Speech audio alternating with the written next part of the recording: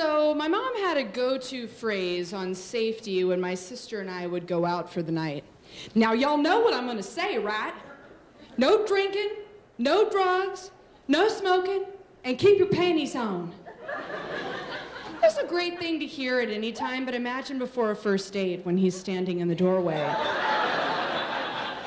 My dad also had like a phrase he used to remind us to use good judgment. Now, buddy, I tell you what, if you mess around with that drinking beer and smoking grass stuff, you're gonna be in a big world of hurt. And world of hurt was sort of one of my dad's coverall phrases for that won't be good. But in all actuality, my parents didn't have to worry because I played it safe and stuck to their rules.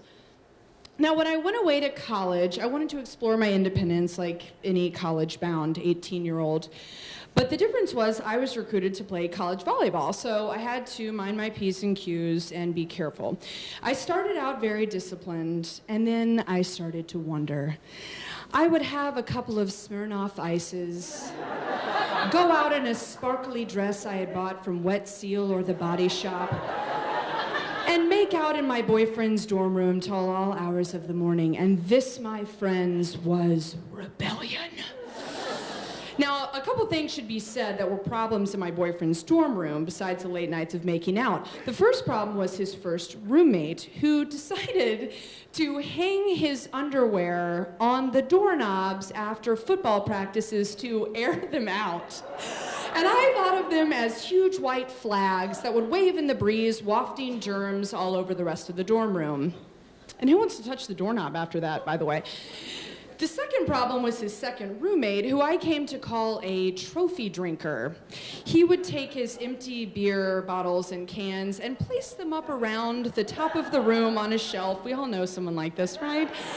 On display for all to see. I'd be like, Chris, do you think that's a good idea? I just feel like that's sort of gross. He'd be like, I do it because it's cool, obviously.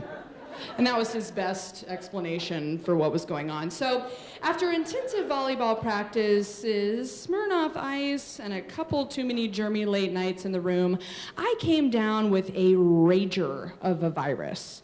It started in my sinuses and quickly moved to my tonsils, and they grew to the size of plums. I would take this small mini flashlight that my parents had given me for emergencies and sort of play around and peer into the back of my throat in my dorm room mirror to see if they looked weird. Oh yeah, they were big and leaky and red, like little boxing bags in the back of my gullet. I would start to daydream and think about how in 80s movies they called making out tonsil hockey. And I would picture these little men skating around in the back of my throat, smacking on my tonsils like pucks on the ice, and I just wanted to pass out. It was awful. So anytime that my teammates and I got sick, we had to go see the team doctor, Dr. Graham.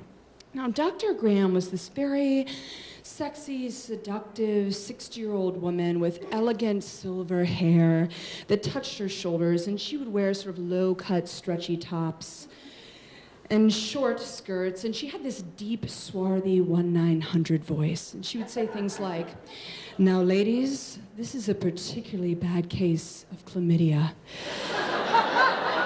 You see, Dr. Graham, all she wanted to talk about was sex. Like, it didn't matter if you had the common cold or a twisted ankle. She wanted to talk about sex, and she would commonly give lectures about sex through very vividly graphic slideshows on STDs.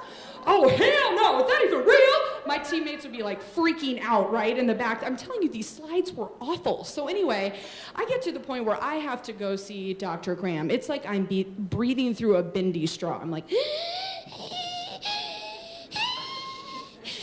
and my mom comes to pick me up, and she's like, good Lord, sweetie, I didn't even recognize you. You look like an offensive lineman. And I did, because my throat was so huge that it went from my jawline to my collarbone with no separation. It was just like a huge, thick trunk. I seriously was on my deathbed.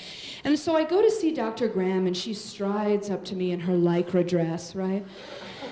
And I confess to her that I've had one too many Smirnoff Ices, and yeah, I've been out dancing and making out in my boyfriend's dorm room. And she smiles and winks at me and slowly backs away. Right? Stretchy, swingy hair and all. Why are you looking at me like that? Now I sound like Bert talking to Ernie or something. It was getting really bad. Well, I think I have just the thing to help you. You taking a birth control pill yet? No, I'm not, but I think I actually need antibiotics. I look over at my mother, and like any good Southern woman, she has her eyes furrowed and her lips pursed. She's like, I'm keeping my panties on, Mom, really, keeping my panties on. I've been on the whole time. Which was true. That part was true. I was being very careful in that regard. Well, I have a little something. I'm going to write you a prescription. You just call me tomorrow if your throat still hurts. Now, I'm not a medical doctor, but I'm pretty dang sure that any prescription for a birth control pill or a Nuvo ring is not going to shrink the size of my throat or save my life. So sure enough, I end up the next morning in the student healthcare center because I passed out from lack of oxygen. And I have IVs in my arms and I'm being pumped full of antibiotics.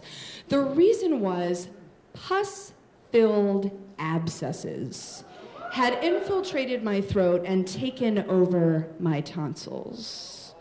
I was miserable.